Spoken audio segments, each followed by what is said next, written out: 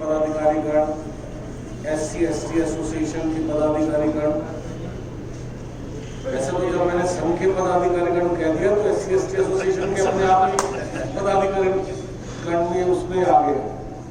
और हेडक्वार्टर के बहादुर साथियों, और इतनी बड़ी शक्ति में जब हमारी युवा शक्ति भी और नारी शक्ति को भी जब मैं देखता हूँ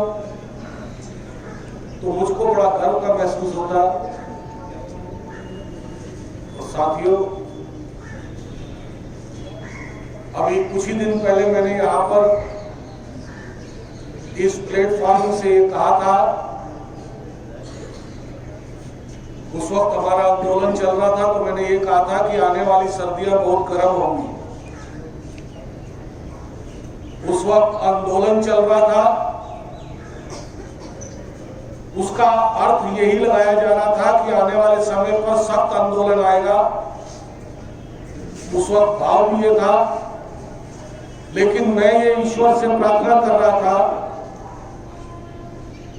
कि आने वाली सर्दियां जो है वो यहां पर आंदोलन से गर्म ना हो, उत्साह से गर्म हो, खुशियों से गर्म हो। तो जो कहते हैं कि जो ईश्वर में विश्वास रखते हैं वो अपनी प्रार्थनाओं पे भी विश्वास रखते हैं, वो प्रार्थना ऊपर से हमारी कबूल हुई। आज इस सर्दियों में पूरे देश के अंदर खुशियों की गर्माहट है।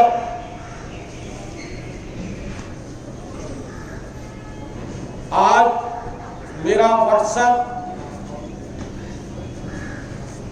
युवाओं के मैसेज आने से एक किस्म से आप ये कहो कि वैसे भी तो इतने ग्रुपों में मुझको लोगों ने ऐड कर रखा है, वो हैंग रहता है, लेकिन ये वाला हैंग होना मेरे को बड़ा आनंद दे रहा है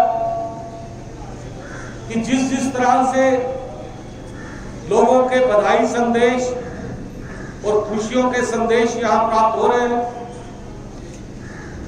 आपका सबका वेज विजन हुआ, लेकिन जो आनंद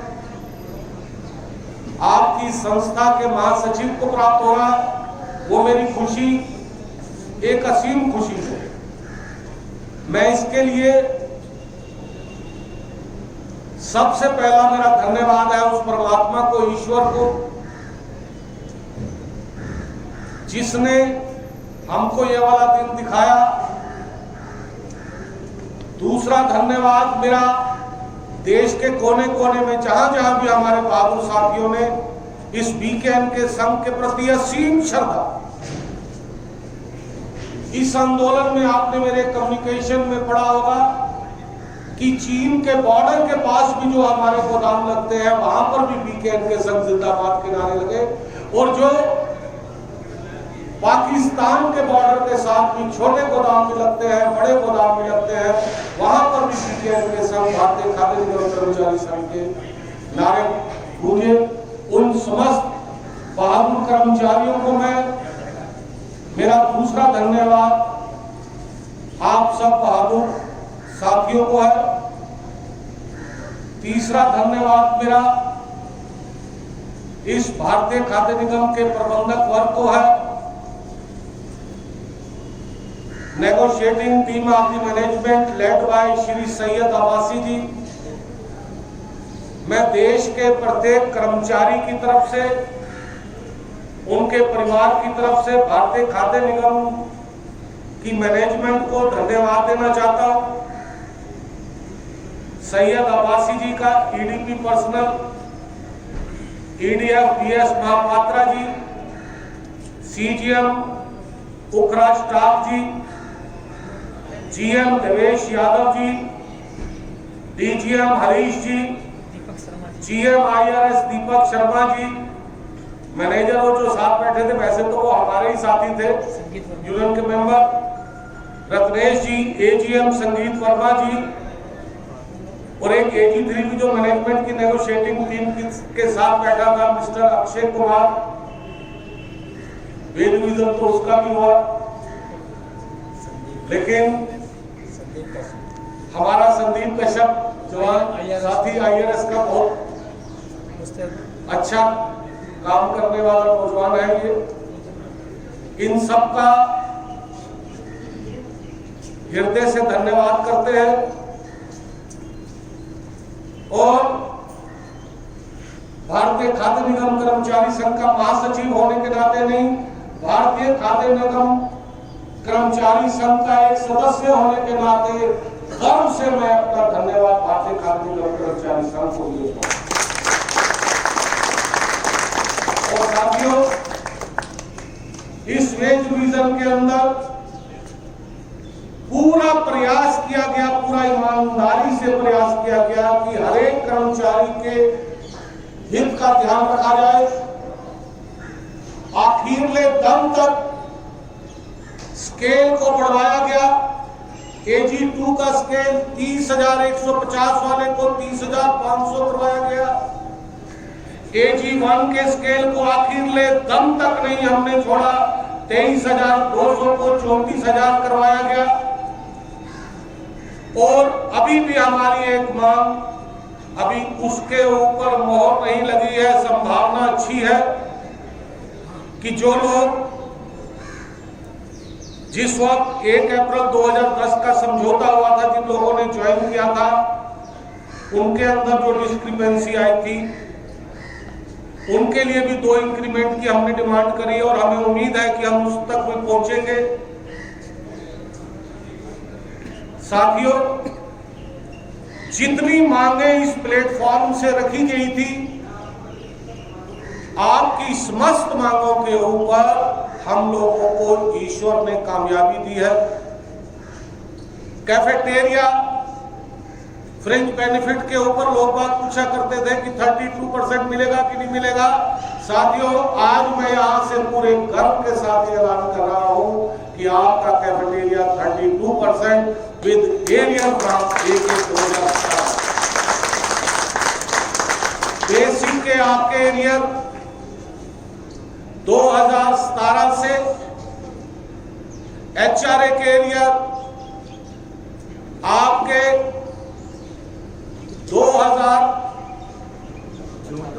जून 2018 से, जिस दिन से कैटेगरी 1 और 2 को HRA के एरियर मिले हैं, उसी डेट से आपके लिए HRA के medical at par with category 1 and 2। Medical के नाम पर कहीं पर भी डिस्पैरिटी जो थी, आज इस भारतीय खाद्य निगम के इतिहास के अंदर स्वर्णिम अक्षरों में लिखा जाएगा। जो मेडिकल फैसिलिटी एक ED को मिल रही है, वही मेडिकल फैसिलिटी एक कैटेगरी 4 के स्टाफ को मिल रही है। कैफेटेरिया मेन डिमांड, दूसरी डिमांड हमारी मेडिकल की, तीसरी डिमांड हमारी कि जब आप टूर पर जाते हैं तो टूर पर भी होटल की, क्योंकि ये MOU का पार्ट नहीं होगा, डीलिंग होगी। ये 10 दिन के अंदर या 15 दिन के अंदर एक नेक्स्ट मीटिंग इसी के अंदर आपकी जो है डीलिंग का आइटम्स के ऊपर होगी और उसके ऊपर भी प्रिंसिपली मैनेजमेंट ने एग्री कर लिया है, चाहे वो MOU का पार्ट ना हो। रही बात एक लीज एकोमोडेशन की, लीज एकोमोडेशन को स्ट्रेटेजिकली इस MOU का हिस्सा नहीं है ये, और इसके अंदर बहुत हद तक मैनेजमेंट का लॉजिक ठीक था कि इसने आगे अभी अप्रूव भी होना, मिनिस्ट्री में जाना है, हो सकता है एक्सपेंडिचर में भी जाएगा, लेकिन बाकी फाइनेंशियल इम्प्लीकेशन एक तरफ और लीज एकोमोडेशन की, क्योंकि ये भी तर्क मैनेजमेंट का काफी हद तक ठीक था कि कितने परसेंटेज लेंगे नहीं लेंगे, जबकि हम ये मानते हैं कि थोड़े परसेंटेज देंगे, लेकिन जब फाइनेंशियल इम्प्लीकेशन निकलनी थी वो 100% लोगों की निकलनी थी। तो इस मांग को हमने छोड़ा नहीं है, ये भी मांग आपके बीच की रहेगी, अलाइव है, और 3 साल के बाद आपका MOU इन टोटलिटी के अंदर रिव्यू होगा। 3 साल का जब मतलब होता है, जैसे CWC का सेटलमेंट हुआ था 5 साल के बाद रिव्यू होना था, 2007 वाला 2012 में हुआ था। 3 साल आज से नहीं, 2017 का सेटलमेंट 2020 के अंदर रिव्यू होगा।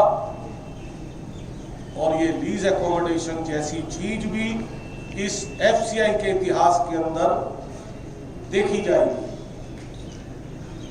साथियों, ये आज FCI के अंदर ये जो सुनहरा दिन देखा गया है, ये अगर जीत है तो ये ईश्वर के आशीर्वाद की जीत है, ईमानदारी की जीत है, इंसानियत की जीत है और ये प्रबल इच्छा शक्ति की जीत है। आप ये देख रहे होंगे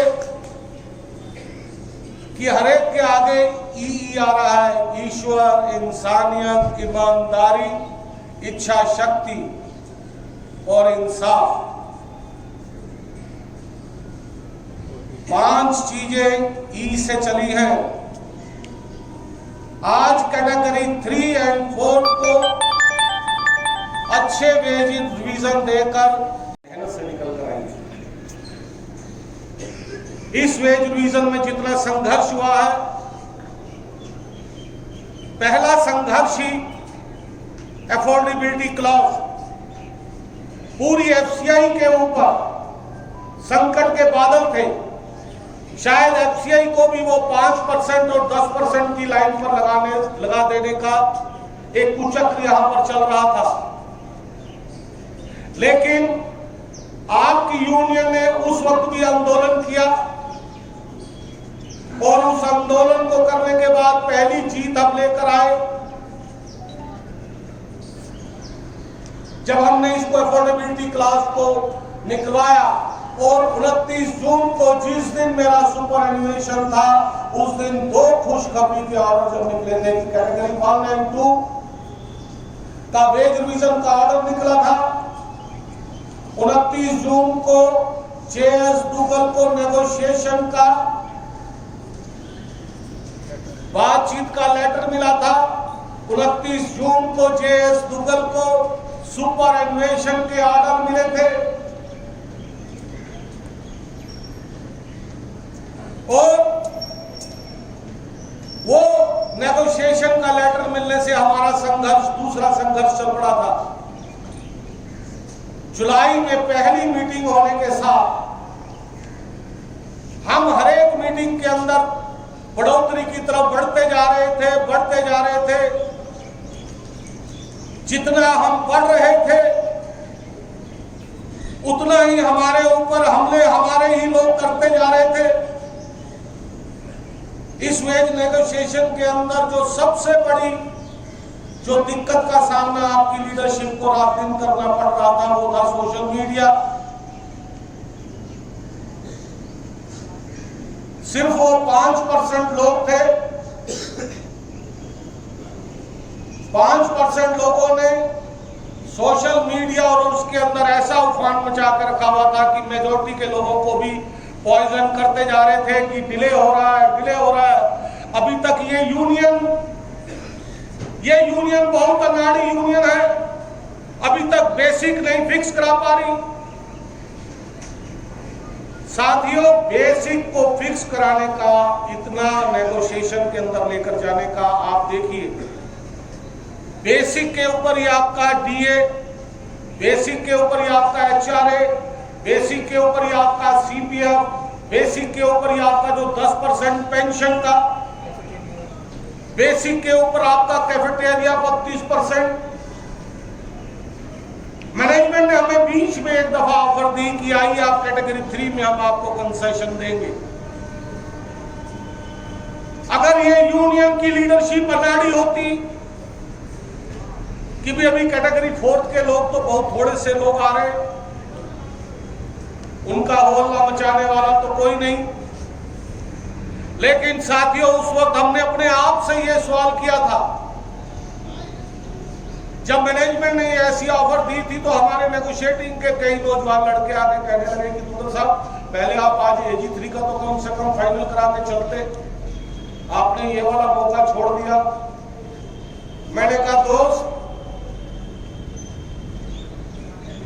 आज जैसे आप आकर आपके साथ कोई अभी 2007 की कोई ऐसी बेइंसाफी नहीं हुई, उस वक्त 8% का जो फिटमेंट था वो सबको मिला, 30% का फिटमेंट वर्किंग को मिला और 8% कैटेगरी 1 एंड 2 का था, 8% आपको भी मिला।